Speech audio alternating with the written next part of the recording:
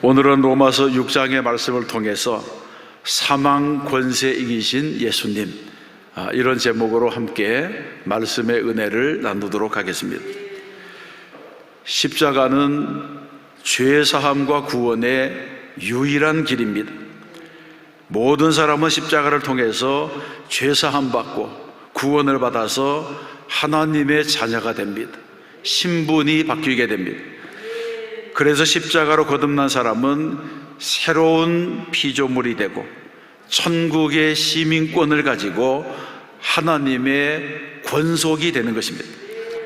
이러한 사실은 우리가 그리스도 예수 바깥에 있을 때는 알 수 없는 일이지만 예수를 믿고 나면 하나님의 자녀가 되었다고 하는 이 사실이 얼마나 큰 축복이고 영광인지를 알 수 있게 됩니다. 세상에서 이보다 더 큰 축복, 더 큰 영광이 없습니다. 그렇다면 성도들에게는 구원받은 증거가 있어야 합니다. 거듭난 사람이라고 하는 증거가 있어야 됩니다. 그러면 거듭남의 증거가 무엇입니까? 첫 번째로 거듭난 사람은 예수님을 나의 구주로 고백해야 됩니다. 베드로처럼 주는 그리스도시요 살아계신 하나님의 아들이시니이다, 이런 고백이 있어야 됩니다.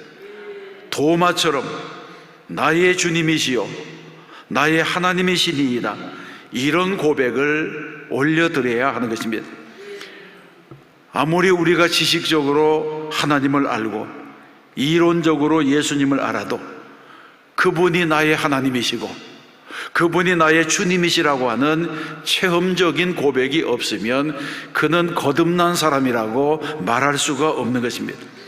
왜냐하면 성경에 보게 되면 성령으로 아니하고는 누구든지 예수를 추시라 할 수 없느니라고 했습니다. 거듭난 사람에게는 성령이 함께 하시고 거듭난 사람에게는 예수의 영이 함께 하는 것입니다. 그러므로 예수님을 나의 구주로 고백하는 것, 이것은 무엇보다도 중요한 일이 됩니다. 두 번째는 회개와 죄사함의 감격이 있어야 합니다.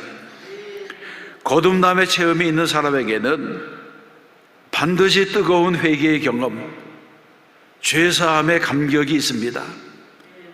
주님을 만난 기쁨, 구원의 감격을 체험했는데 어찌 기쁘지 아니하고 어찌 눈물이 흐르지 않을 수가 있겠습니까? 육신적으로도 죽을 병에 걸렸다가 살아나면 감사가 있는데 거듭남의 기쁨, 은혜를 받은 기쁨, 죄사함의 감격, 그리고 영생의 축복을 받았는데 우리가 어떻게 기뻐하지 않을 수가 있겠습니까? 구원받았습니까? 거듭났습니까? 그렇다면 우리는 세상이 줄 수 없는 기쁨을 가지고 살아가야 할 줄로 믿습니다. 세 번째 거듭남의 증거는 말씀을 사모하며 은혜를 갈망해야 됩니다. 하나님의 자녀가 되고 나면 사람이 떡으로만 사는 것이 아니라 하나님의 말씀으로 산다고 하는 이 비밀을 알게 됩니다. 우리는 하루 세 끼 밥을 먹고 사는 것이 아니라 위로부터 오는 생명의 양식을 먹고 말씀이 양식이 되는 그런 삶을 살아가야 됩니다. 그래서 성경에 보게 되면 베드로전서 2장에서 말씀하기를 갓난 아기들 같이 순전하고 신령한 젖을 사모하라, 이는 그로 말미암아 너희로 구원에 이르도록 자라게 하려 함이라고 말씀했습니다. 여기서 말씀하는 신령한 젖은 말씀입니다. 그러므로 성도들은 갓난아기가 젖을 사모하는 것처럼 말씀의 은혜를 사모해야 합니다. 그리고 은혜는 거저받는 것이 아닙니다. 이 은혜라고 하는 것은 하나님의 말씀을 사모하고 은혜를 갈망하는 사람에게 부어지게 되는 것입니다.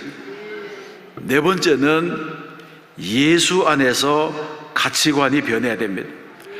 그래서 성경에서는 거듭난 사람을 가르쳐서 누구든지 그리스도 안에 있으면 새로운 피조물이라, 이전 것은 지나갔으니 보라 새 것이 되었도다라고 말씀하고 있습니다.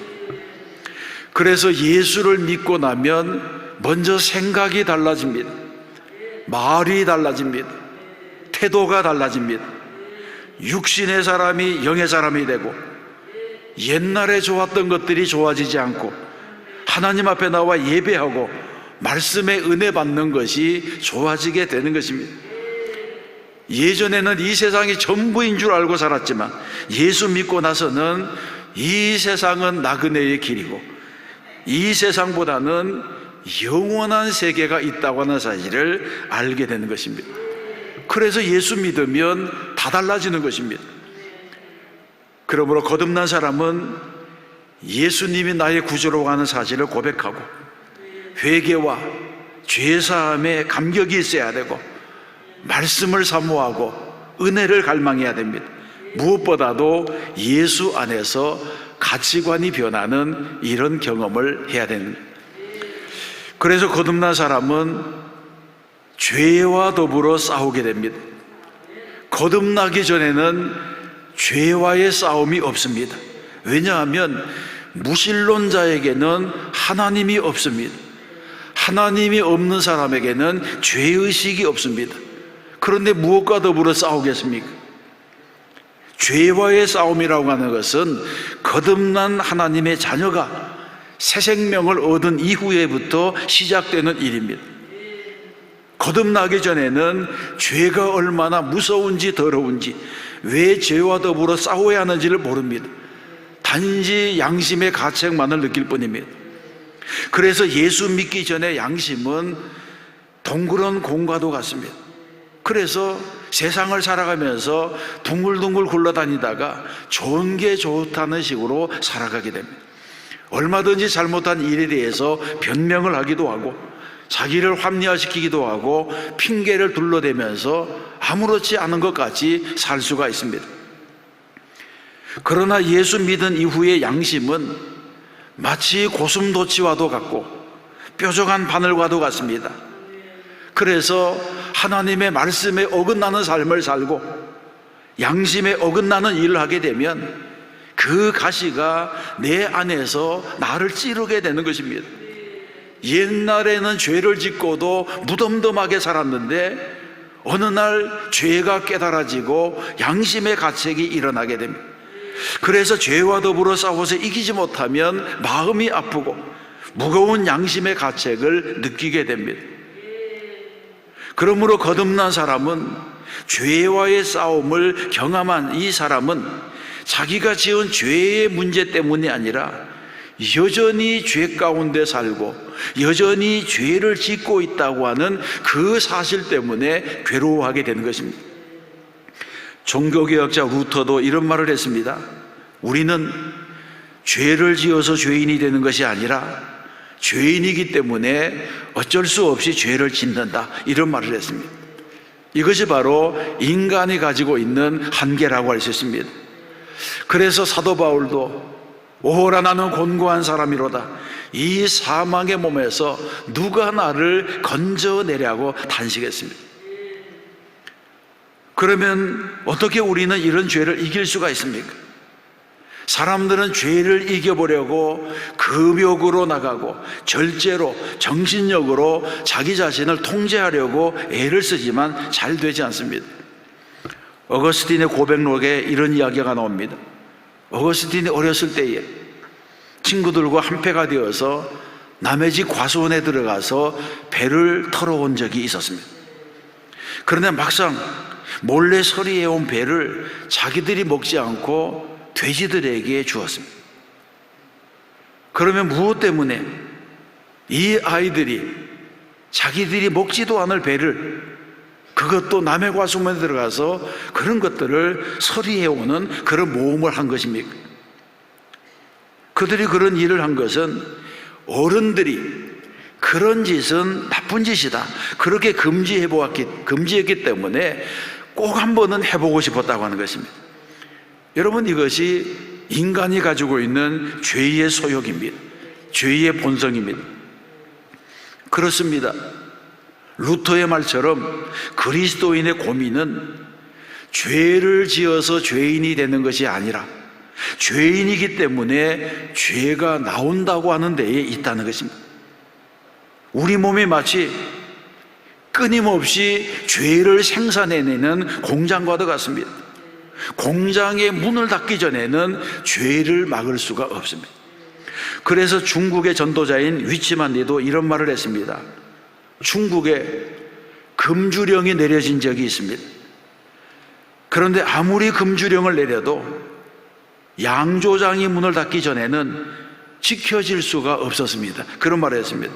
왜냐하면 아무리 술을 먹지 못하게 금지해도 양조장에서 계속해서 술을 만들어내기 때문에, 그러면 결국에는 암거래를 통해서 더 비싼 가격에 술이 유통될 수밖에 없다는 것입니다. 마찬가지로 공장의 문을 닫지 아니하면 물건을 없앨 수 없는 것처럼 죄의 공장과도 같은 우리의 몸이 근본적으로 바뀌지 않으면 죄의 소욕을 끊어낼 수가 없습니다. 그래서 회개하고 또 죄를 짓고 또 회개하는 그런 일을 되풀이하게 되는 것입니다. 그러면 우리는 어떻게 죄와 더불어 싸워서 이길 수 있습니까? 세 번째로 생각하는 것은 이런 일은 나의 힘만으로는 안 된다고 하는 것입니다. 죄의 문제는 십자가만이 해결할 수가 있습니다. 6절과 7절의 말씀을 함께 읽어보겠습니다. 우리가 알거니와 우리의 옛사람이 예수와 함께 십자가에 못 박힌 것은 죄의 몸이 죽어 다시는 우리가 죄에게 종노릇 하지 아니하려 함이니 이는 죽은 자가 죄에서 벗어나 의롭다 하심을 얻었음이라. 아멘. 여러분, 지금 이 말씀에서는 예수님이 십자가에 못 박히실 때 우리도 같이 못 박혔고, 예수님이 죄값을 치르고 죽으실 때에 우리도 같이 죽었다는 것입니다. 중요한 것은 나의 옛사람이 십자가에서 죽었다고 하는 것입니다.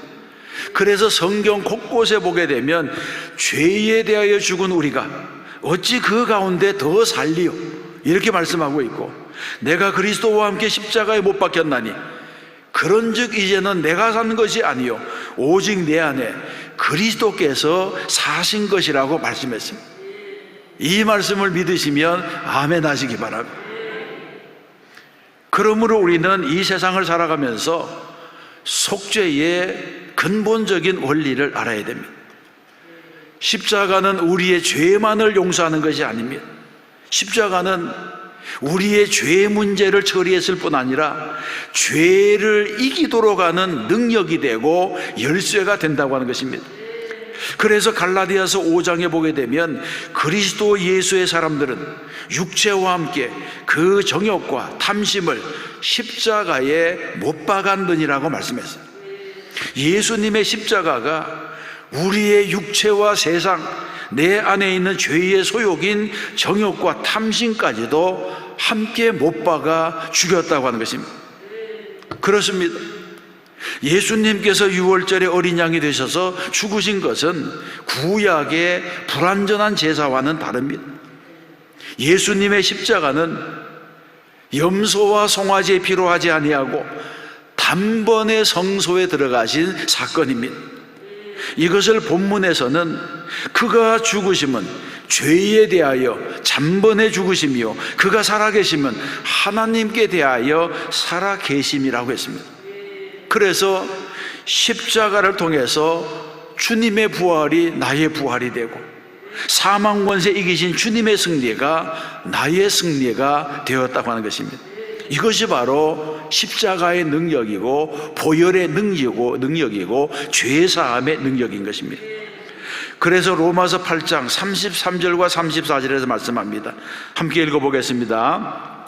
누가 능히 하나님께서 택하신 자들을 고발하리요 의롭다 하신 이는 하나님이시니 누가 정죄하리요 죽으실 뿐 아니라 다시 살아나신 이는 그리스도 예수시니 그는 하나님의 우편에 계신 자요 우리를 위하여 간구하시는 자신이라. 아멘. 이 말씀처럼 주님의 십자가가 나의 십자가가 되면 주님의 부활이 나의 부활이 되고 사망 권세가 깨트려지게 된다고 하는 것을 말씀합니다. 사랑하는 성도 여러분, 그러므로 성도들은 세상을 살아가면서 주님의 십자가를 붙들고 살아야 됩니다. 사도 바울의 신앙 고백인 내게는 우리 주 예수 그리스도의 십자가 외에 결코 자랑할 것이 없으니 그리스도로 말미암아 세상이 나를 대하여 십자가에 못 박히고 내가 또한 세상에 대하여 그러하니라. 아멘. 이 말씀을 우리는 날마다 암송하면서 아멘, 아멘, 그렇습니다, 이렇게 화답하며 살아가야 하는 것입니다. 십자가는 죄 사함 받고 구원을 받고 의롭다 하심을 받을 수 있는 유일한 길입니다. 우리는 세상을 살아가면서 빗나간 길로 갈 때가 있고 죄의 유혹에 빠질 때가 있습니다. 그러나 그럴 때마다 우리는 다시 십자가 앞으로 돌아와야 됩니다. 우리의 힘만으로는 절대로 죄와 더불어 싸워 이길 수가 없고 마귀와 더불어 싸워서 이길 수가 없습니다. 우리의 힘으로만 싸우면 싸울수록 더 고통스럽고 더 무거운 짐을 지게 되는 것입니다. 그래서 찬송가에 보게 되면 나의 죄를 씻기는 예수의 피밖에 없네, 이렇게 찬송하게 하신 것입니다. 여러분, 내 안에서 양심이 살아나고 내가 죄와 더불어 싸우게 되면 나는 그리스도인이 된 것입니다. 무신론자에게는 죄의식조차 없습니다. 그렇다면 우리는 죄와 더불어 싸우는 이 싸움에서 이겨야 됩니다. 예수님의 권세, 보혈의 능력으로 이겨야 됩니다. 그러려면 우리는 날마다 사망 권세 이기신 예수님의 십자가 앞으로 나가야 되는 것입니다. 오늘 하루도 주님의 보혈의 능력으로, 십자가의 능력으로 죄와 더불어 싸워서 이기는 성도가 되시기를 주님의 이름으로 축원합니다.